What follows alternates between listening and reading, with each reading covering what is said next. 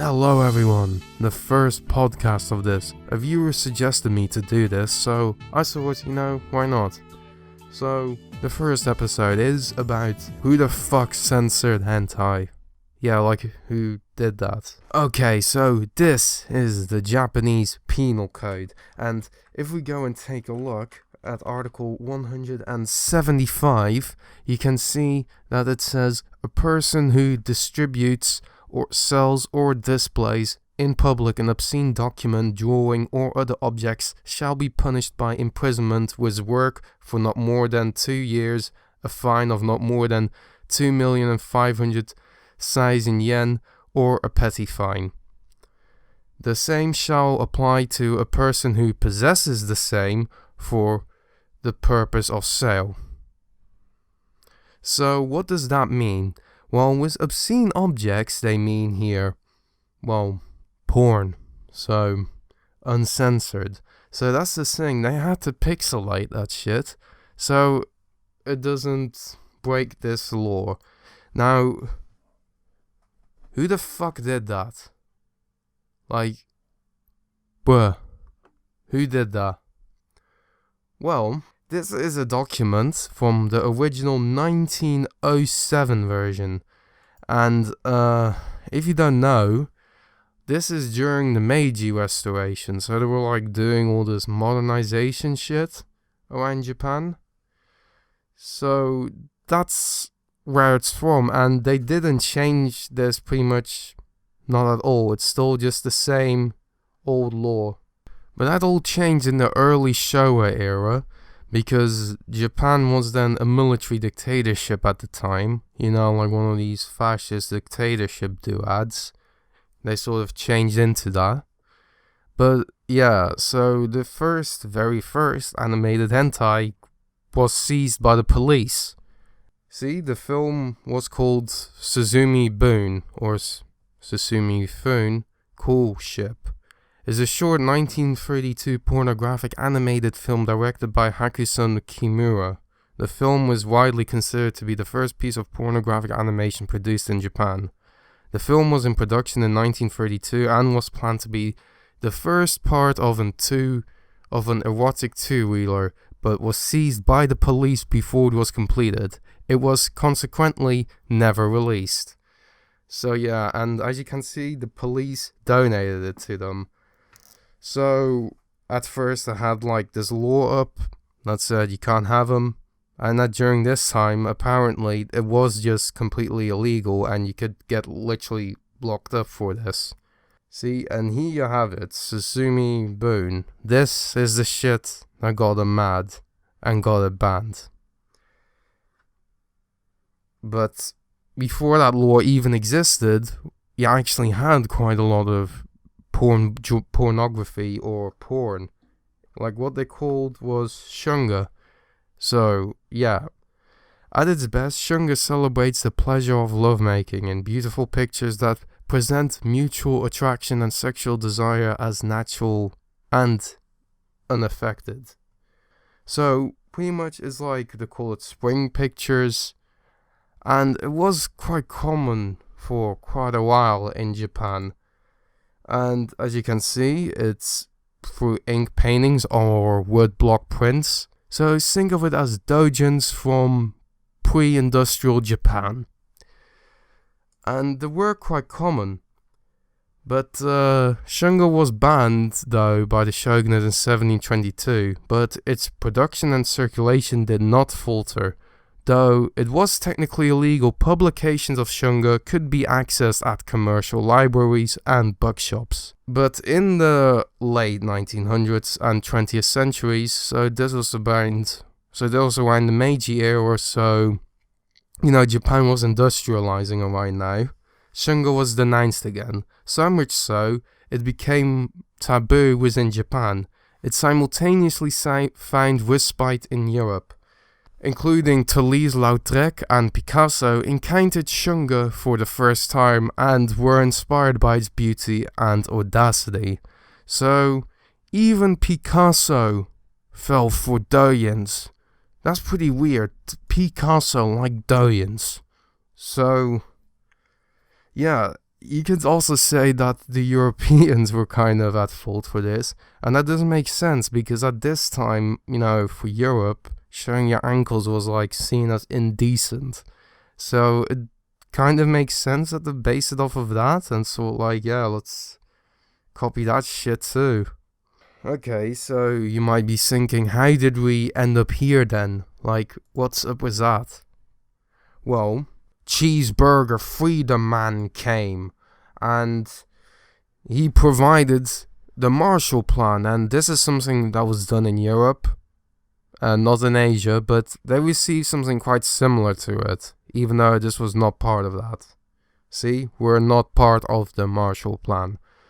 And if you go down here, you can see that they got this rent a total of $5 or nearly $6 billion to Asian countries, the Americans, and 2.44 of those billions went to Japan.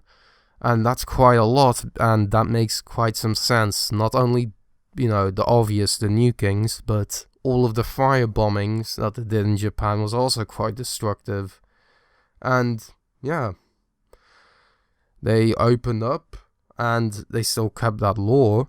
But now they actually, had shit to do it. They were now allowed to make porn, but you still had this law in the way. So they just at some point decided to pixelate it.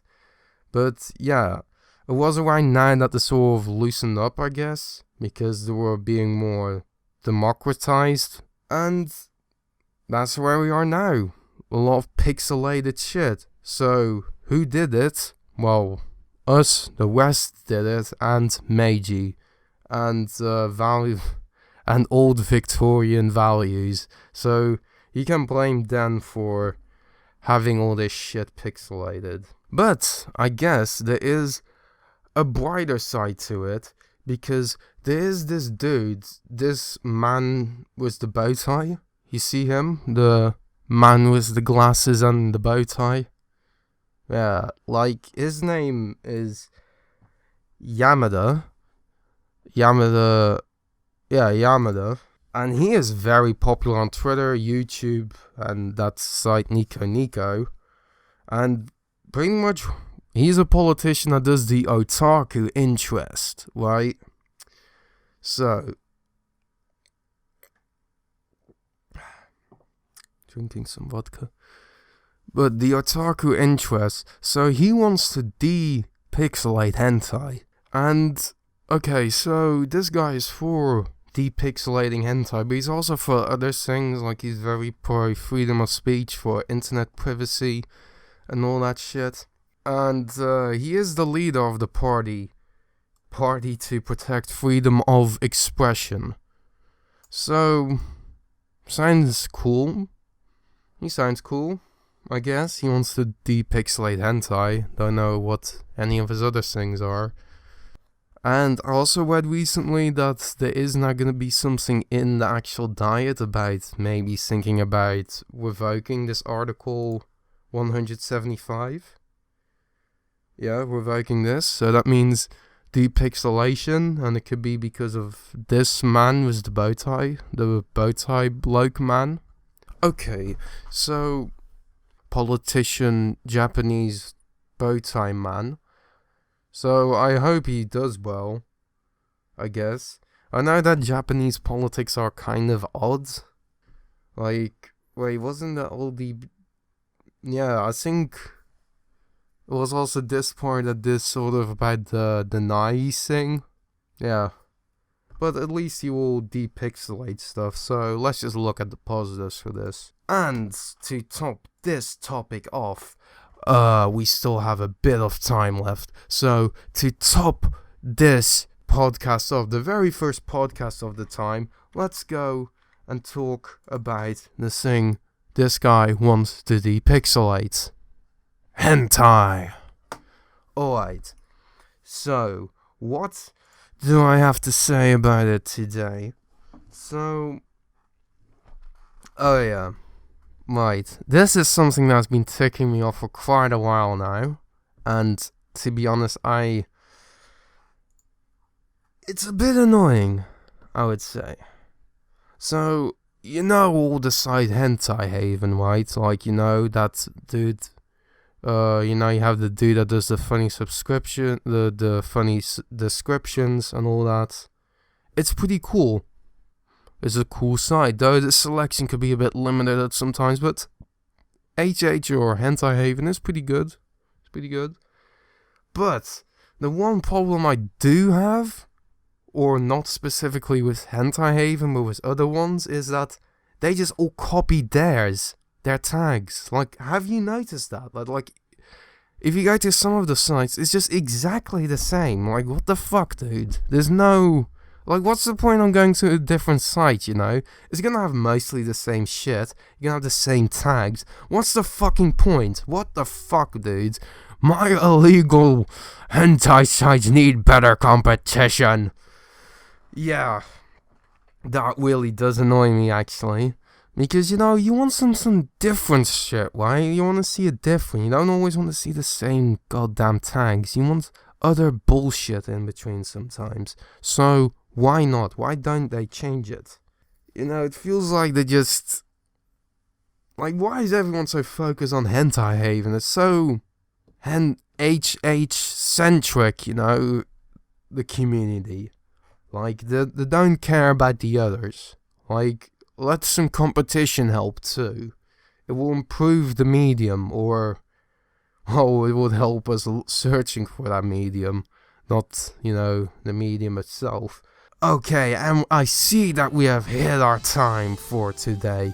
Maybe next time my podcast will be a bit longer, and I might actually use my face so you can sort of see like a screen thing going on. But for now, I'm a bit limited and still have to set more shit up, so I still have my voice here. It's all good, but in the future, we will see some improvements, so keep out for that. And with my regular videos, I'll be doing this, you know, sort of two things. So I'll be doing the podcast and I'll be doing my actual videos. But, you know, those take longer to edit, and this is just, you know, talking really. So I'll do these like bi-weekly, like these podcasts, or like weekly maybe, depending how much time I have. But it will be around then, and you should be expecting a video sometime, really. So, I'll see you guys next time in whatever. And have a good day.